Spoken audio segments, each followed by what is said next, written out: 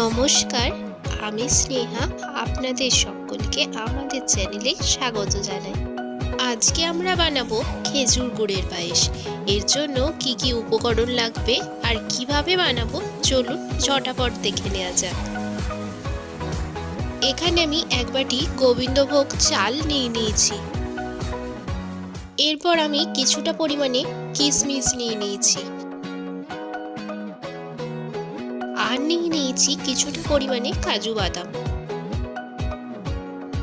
আর নিয়েছি কিছুটা পরিমাণ নারকেল কোড়া। আর নিয়ে নিয়েছি অল্প পরিমাণে গুঁড়ো দুধ। আর নিয়ে নিয়েছি দুটো খেজুর গুড়ের বাটি। আপনারা আপনাদের স্বাদ অনুযায়ী গুড়টা দেবেন। এইবারে কড়াইয়ের মধ্যে 1 চামচ ঘি দিয়ে দিচ্ছি। ঘিটা গরম হয়ে যাওয়ার পর কড়াইয়ের মধ্যে দিয়ে দিচ্ছি কিশমিশ আর কাজু বাদাম।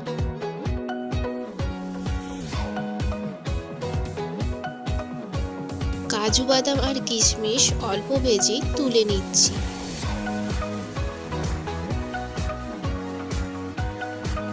এইবার এর মধ্যে দিয়ে দিচ্ছি গোবিন্দভোগ চাল। গোবিন্দভোগ চালটাকে আমি জলে ধুয়ে জল ঝরিয়ে রেখেছিলাম।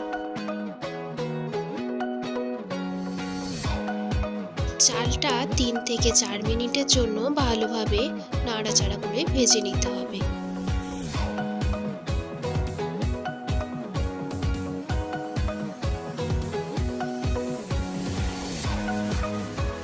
চালটা ভাজার সময় অবশ্যই খেয়াল রাখবেন চালটা যেন বেশি ভেজে লাল না হয়ে যায়। আমাদের চালটা ভাজা হয়ে গেছে, এবার এটাকে আমরা নামিয়ে নেব। এইখানে 300 গ্রাম মতন দুধকে ভালোভাবে ফুটিয়ে নিচ্ছি। দুধটা ভালো মতন গরম হয়ে যাওয়ার পর ভেজে রাখা চালটা তার মধ্যে দিয়ে দিচ্ছি। আমি টোটাল 500 গ্রাম দুধ ব্যবহার করেছি। 200 গ্রাম দুধ আলাদাভাবে তুলে রেখে দিয়েছি।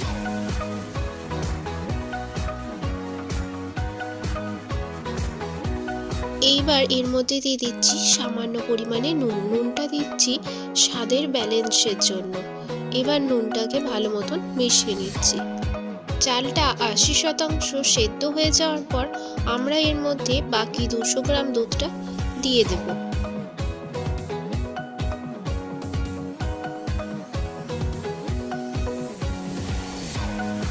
এইবার এর মধ্যে দিয়ে দিচ্ছি খেজুর গুড়। খেজুর গুড়ের বাটিটা ছোট ছোট টুকরো করে ভেঙে নিয়েছি। খেজুরের গুড়টা পায়েসের সঙ্গে ভালো মতো মিশিয়ে নিচ্ছি।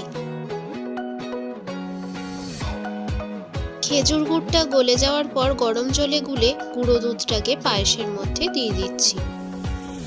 দুধটা ভালো মতন মিশিয়ে নিয়ে এইবার এর মধ্যে দিয়ে দিচ্ছি নারকেল কোড়া আর ভেজে রাখা কাজু বাদাম কিশমিশ।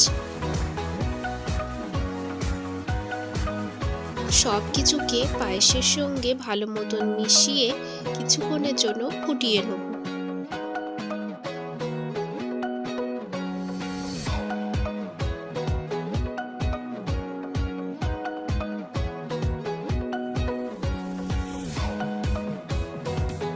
চালটা দেখুন সম্পূর্ণ সেদ্ধ হয়ে গেছে। এবার আমরা গ্যাসের ফ্লেম অফ করে দেবো।